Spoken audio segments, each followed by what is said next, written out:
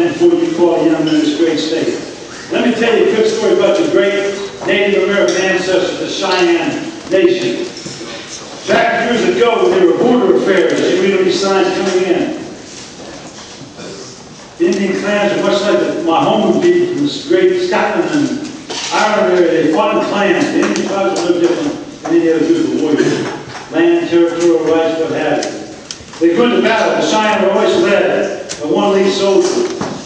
That lead soldier, when the fighting was right on the cusp, and no one knew victory or defeat, would dismount from his horse, and the whole Indian village, the nation, was on the hillside watching.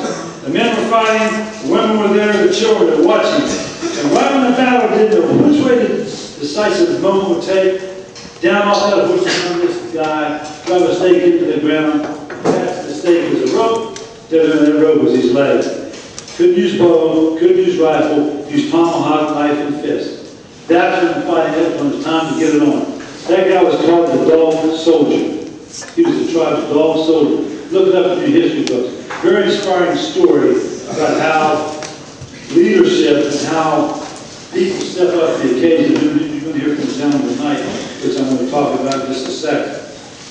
What makes him step up, what makes him dismount, what makes him go is right down in here. This guy's just like you. Each and every day of your life, you have decisions to make. You young people, it's a tough time right now. You're in a fast-paced internet world, and I do feel for you. I envy you because of the bright, great future in which you have. I mean that sincerely. But I don't envy the lifestyle which is going on around you. It's too fast for me. I was blessed to be raised by the baby boomers when my daddy came home from World War II, and it was just a different way of life. And that's okay. But about our football team, a year ago, a little more than about a year and a half ago, we had a group of kids go out, young men, into the desert of Arizona. Didn't have a coach, didn't know if they'd have a coach, didn't know who to be the coach. Just knew we got to whip by a pit football team when we played as flat as we could play. Lost the national championship. And at that point, with about 2,500 dogs, the mighty Oklahoma team, ranked third in the country. Overwhelming odds. Overwhelming odds. Well, let me tell you something. There's a guy up there number 5 named Pat White. There's a guy up there number 53 named Mark Baker. There's a guy up there number 35 named Owen Smith. A guy named 96, Keelan Fletcher. These guys are the Dog Soldiers of the Mountaineer football team. 125 men on a mission in Glendale, Arizona, Scottsdale, Phoenix, all that. All that glitter, all that vice. Didn't know if they had a coach. Didn't think we had a chance. 84% of the country said, yeah, don't have a chance. We stepped up to the plate, took the bat off our shoulder, and took our cut. Those guys drove the stake in the ground like that dog, so they led against overwhelming odds, and they led, and they won, and became victorious simply because of leadership. Things you're learning right now. But it's all about leadership. It's all about doing things the right way. We had one curfew bus. One time, I sent him home the next day. If my son, that fast either going home. That next day, you cannot have individual rights superseding team rights. You cannot have that in an organization of any kind. You can't have it in your marriage. You can't have it in your schools. You certainly cannot have it in the military. You must have team leadership. You cannot have individual rights. It never works. Those with individual rights lose. Hold up on the win. And that's what makes the Mountaineer so special. That's what makes Boy State so special. Guys, you're the cream of the crop. It all rises. You are the elite people in your school hallways, and don't you ever forget it. Should that make you arrogant? No. Should that make you feel special? Not really. But it should make you feel good inside. That you get up every day, diligently, like the West Virginia mine mules that went inside those little 6-foot mines, learned to call all day, and came back out at the end of the day and gave an honest day's work for an honest day's pay. That's all.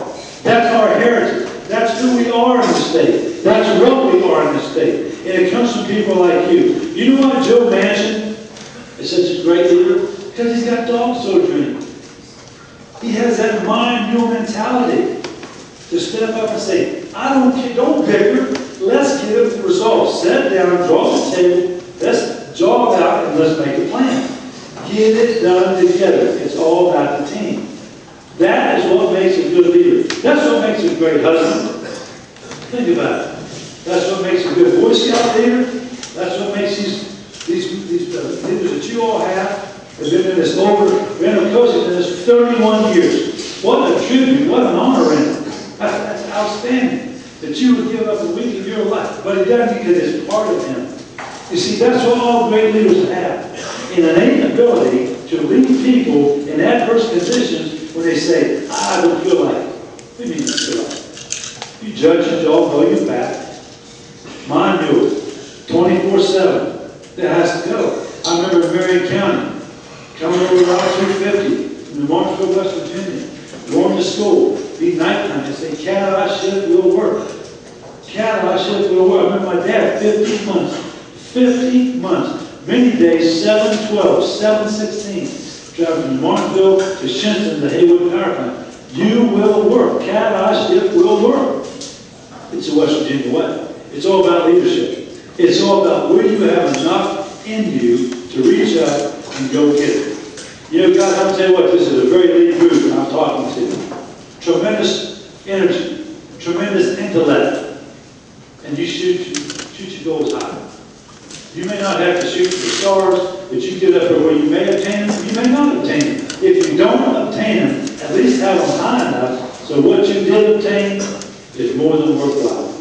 You'll be able to have a great life, have a wonderful bride, be a real good dad, be a good man in your society, be a good man of faith, whichever religious path you decide to choose. I don't care if Muslim, Latter-day Saint, Mormon, Presbyterian, Catholic, Baptist, Protestant, Church of Christ, whatever. And if you don't like religion, be some kind of man of faith. Have faith in our flags. Have faith in our schools. Have faith in your government. Have faith in your fellow men. But for God's sake, have faith in something. I tell our football team all the time, you are not entitled. It's not a right to wear the old gold and blue. We found that out down in Greenville last year. East Carolina. We didn't want to just show up and let Pat win the game. Somebody else had to step up and take the place. And we did. We got better and better and better. That's what happens. It is no one's right, but no one's entitlement to play for Western University. It's an honor and a privilege.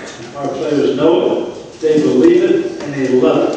They flat love it. It'll always be that way in West Virginia as long as I'm there, I promise you. You treat people with dignity, you treat people with the golden rule, and you treat people like you want someone to treat your mother and dad. When you go through that line back there, I tell my campers every year, you go through that line, please and thank you are wonderful words. Yes, ma'am, no, sir, wonderful words. Guys, you don't have to agree with everything. But you know what? Just go along and someday be in a position to make it better. It all goes back to leadership, the things you learn here. It really does.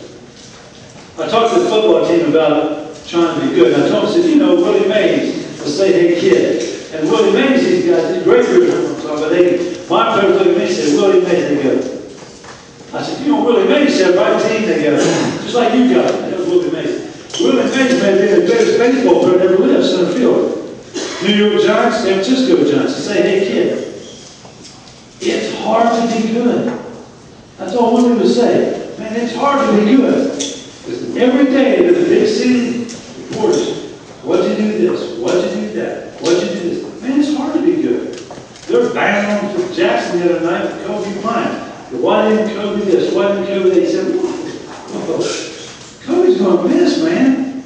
But Kobe was off. He did the game. Kobe's timeout. What happened? Kobe Bryant wins the end. You always win if you stay true to the